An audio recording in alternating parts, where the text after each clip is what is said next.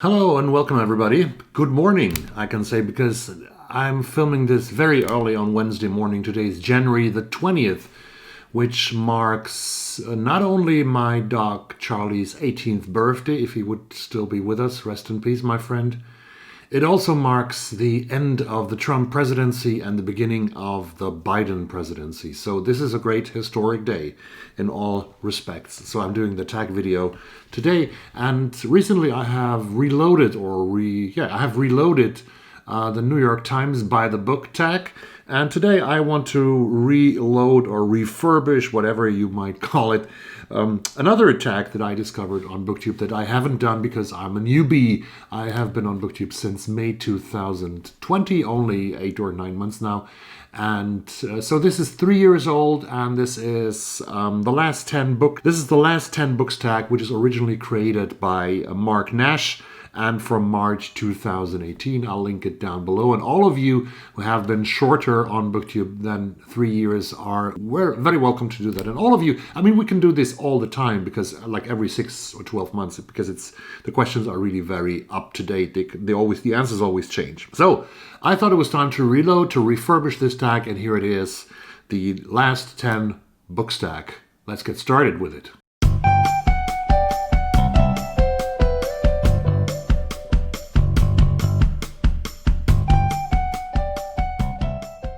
Number one question, the last book you... What? Yeah, sorry.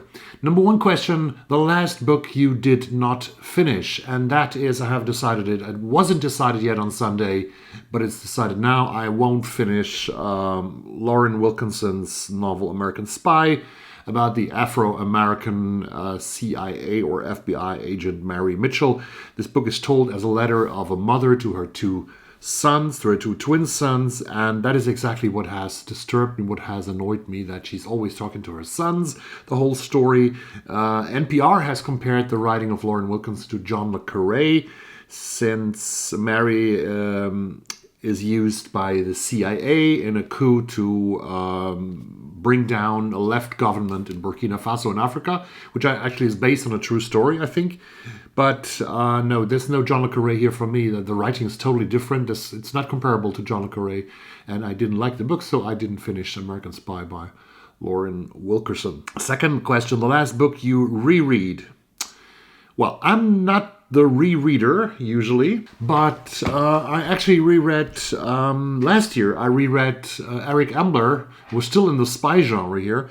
I reread Dirty Story by Eric Ambler, which is a book from the 1960s, I believe. It's about anti-hero Arthur Abdel Simpson, a man who has no passport anymore, who is of Egyptian and British descent, and who joins a rogue organization in order to stage a coup in a fictitious West African state for an international company to secure natural resources for this multinational company. I have talked about Eric Ambler in a video about my favorite author last year, and I will link it right above me or there. We'll see. The third question already, after 3 minutes and 17 something seconds inside the video. The last book you bought. Well, the last book I bought hasn't arrived yet. This would be The 9 Lives of Pakistan, Dispatches from a Divided Nation by the Irish author and journalist Declan Walsh. Declan has been a journalist for the New York Times. He has been an Africa correspondent for the New York Times. He has also worked as a correspondent in Pakistan, and he was expelled by the Pakistani government in 2013, which is also apparently written and described in the book. So I'm still waiting for this book to arrive. The last electronic book that I bought, that was last Saturday probably, was Disoriental by Negar Javadi. Negar Javadi is a French-Iranian author and filmmaker, and she has written a story about families in, I think, a family saga in Iran, which covers both the time of the Shah and the time of the Islamic Revolution. This was translated from the French by Tina Kova, and it was a finalist for the National Book Award for works in fiction in translation. It was a finalist for the Dublin Literary Award. It won the Albertine Prize of 2019, which actually is a very interesting prize, I think. I have to look a little bit more on that because this is about French literature in English translation and basically towards the United States. And Disoriental has also won the Lambda Literary Award, which is the LGBTQ award for literature for the category of bisexual fiction in 2018. So this was Disoriental by Negar Javadi. Number 4. The last book you said you read but didn't. And the last book you said you read but didn't, of course. It's not about lies, it's about plans, right? So how much time do we have for this question? Because there's so many books that I wanted to read, that I want to read, that I haven't read yet. Look at my shelves. It's incredible.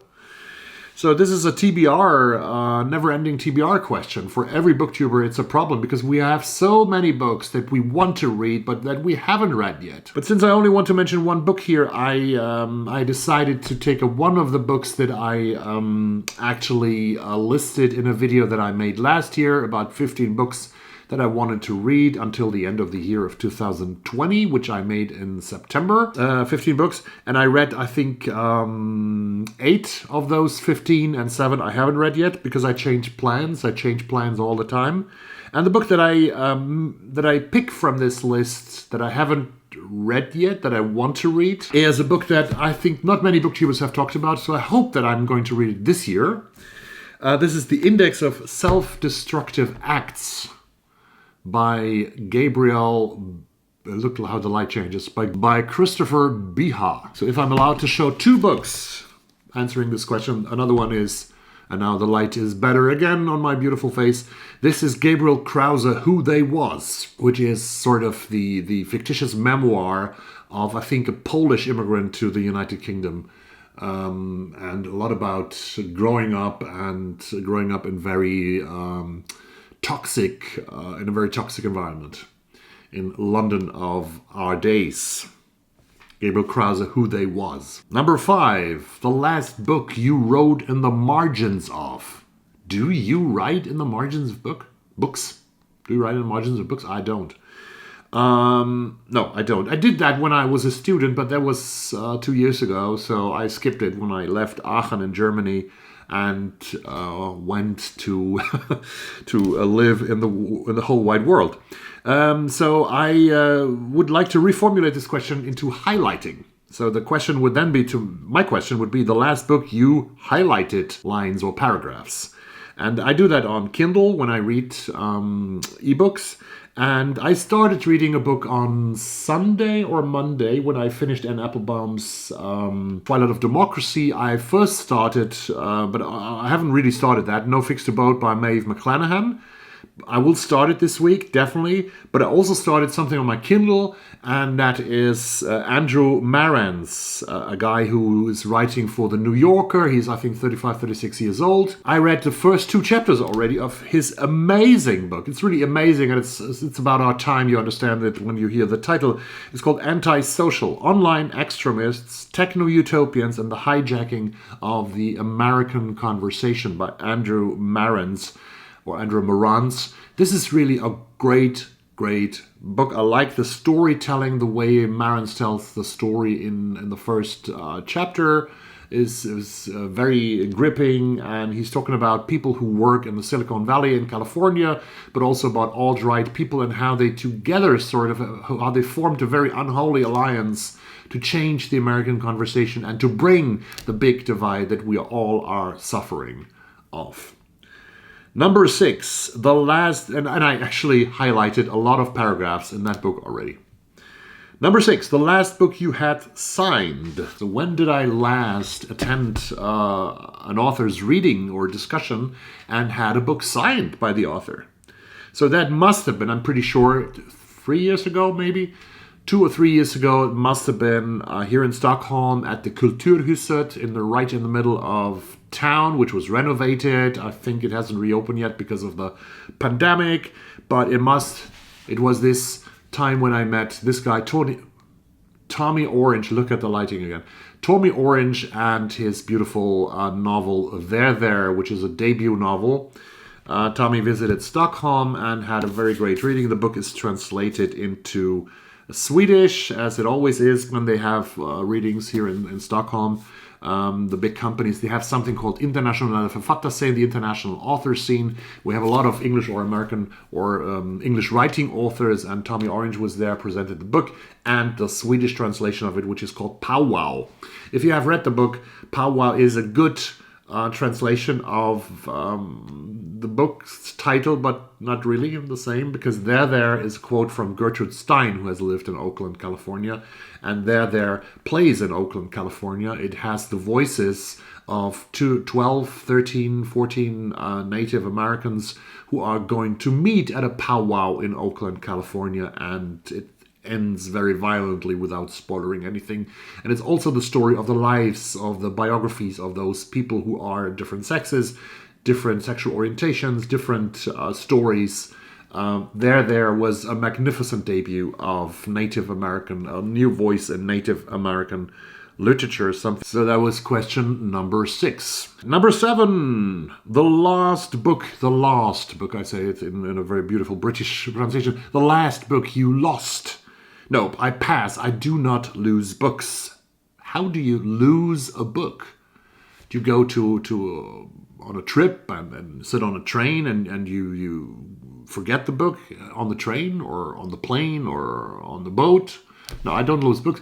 I actually had hundreds of German pocketbooks that I lost, in quotation marks. I just got rid of my collection of German pocketbooks a couple of years ago because I moved quite a lot. When I finished my studies in Germany, I went first to Russia, and then I moved to Finland, and then I moved to Sweden. And on the way somewhere, those books were not lost, but given away. So these books I have lost, you could say. But I never lost or forgot a book somewhere or just throw it away somewhere. That hasn't happened yet, luckily. Question number 8 is the last book you had to replace. And so we're back again almost at this first question, the last question, which is have you lost a book? Because you always have to replace books when you lose them, right? Or when you spill coffee on them. I actually happened to carry a novel in my rucksack. This was Invisible Dead by Sam Wiebe from Canada. I bought this in Seattle at the Elliott Bay Book Company, and it's also it's a copy that was signed by the author, and I smell the book here. You see, it's a little bit bluish, and it's very blown. How do you say that? When somebody is a body is in the water and the body swells up, it's very swollen, you could say. You see it here because I had it in my rucksack, and I happened to have a water bottle in my rucksack, and the water bottle got opened or was opened somehow. So a lot of water went inside that book, and it took me almost, I thought about throwing it away, but then it took me almost, I waited for like 3 or 4 months, and then I could read the book. I actually read this last year. So this is a book I thought about replacing, but then I had to replace a book. I replaced one book, actually, and I bought this beautiful Penguin classic of one Eric Ambler novel. I had all the Eric Ambler novels as a Diogenes pocketbook. Diogenes is a Swiss publisher that has published all the books by Eric Ambler in German. And so I had them in German, but gave them away, as I said. So here is one Penguin classic of Eric Ambler, Epitaph for a Spy, which is a book that is playing in France, I think, during the Second World War, where a French engineer is being mistakenly being identified as a Nazi spy, and he has to prove that he's not the bad guy. Epitaph for a Spy by Eric Ambler. I talk a lot about Eric Ambler, apparently. Number 9, the last book you had an argument over. Those of you who already know me know that I'm such a nice guy that I don't have arguments over books.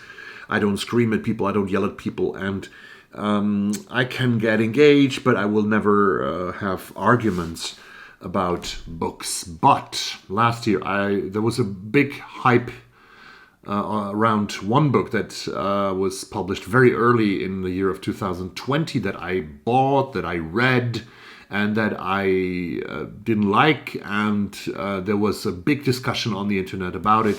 So the last book I was taking part in discussions on the internet about the book was American Dirt by Jeanine Cummins, which is the story of a Mexican mother and her son being threatened by a Mexican cartel, and they have to flee Mexico towards the United States, and they are on that train that is called La Bestia.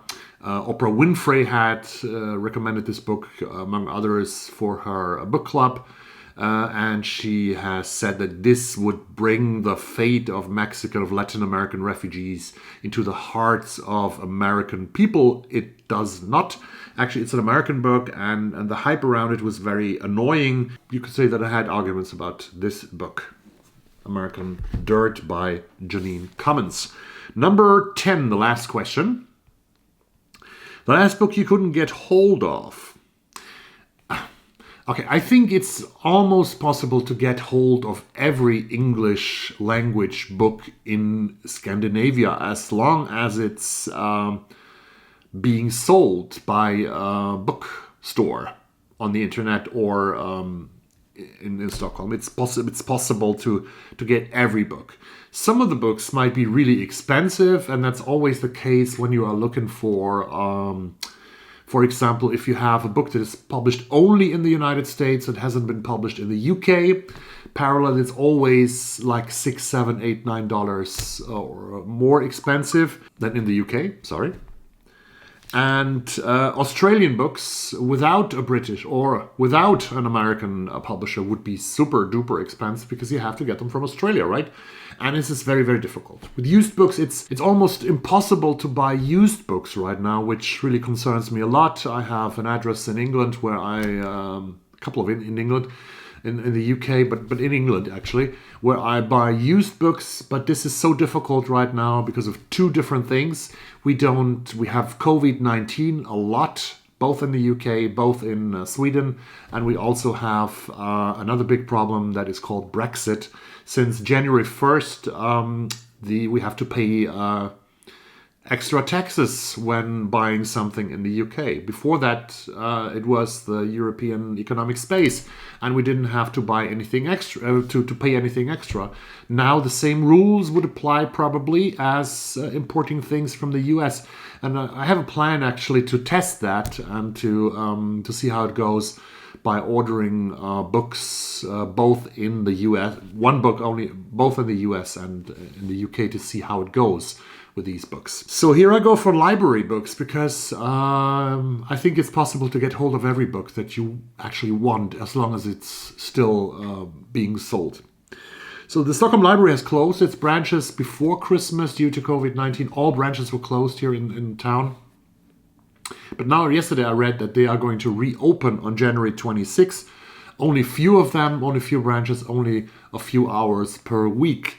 So I have reserved a lot of books that I'm waiting for, and some of the books have a long queue, people standing in line to be able to get that book, to read that book, and there are others who want to read it. So the one that I actually realized I will have to wait the longest for, and that's what I chose here, is a thriller by Ian Rankin that I already have talked about. It's his newest thriller about the Inspector John Rebus, who's now retired, inspector of the Edinburgh Police in Scotland. And the book is called A Song for the Dark Times. And Rebus is retired, fans loved him, and Rebus is still writing about... Rankin is still writing about Rebus. It's his 23rd novel about Rebus, and apparently his daughter, Samantha Rebus, calls her father in the middle of the night. And everybody knows if you have a daughter or you have a son and your child calls you in the middle of the night, something is entirely wrong. And Rebus answers the phone, and his daughter tells him that her husband has been missing for 48 hours. So Rebus gets on the case. It's a very personal case. He has to find out where's the husband of my daughter. And he knows, of course, that the police always suspects the closest relative, very often the husband, the spouse of somebody who's disappeared or has been murdered. So this time, truth might be the thing that he does not want to find. That's the blurb of the novel. Sounds very interesting. And that's the 10th question. Yeah, the 10th question on this beautiful tag, the last 10 books. I tag 8 people, as I did with the BookTube Backstage tag. I tag 8 people again, and I tag Scally-daddling about the books and her amazing channel, Freddie, the sluggish reader, Hannah from Hannah's Books, Jolene from the Bookworm Adventure Girl, Madeline from Made with Books, Leo from A Little Book Life, Ed from Gagging for Lit, and finally Callie of Books I'm Not Reading. This was the tag video of the last 10 books, Refurbished, Reloaded. I hope you like it. I hope you do it. I hope it gets around on BookTube again. I hope you like this video. Please subscribe to my channel and wear a mask, socially distance, and we can get through this pandemic. We make it, I'm sure. See you soon. Have a great day. Bye-bye.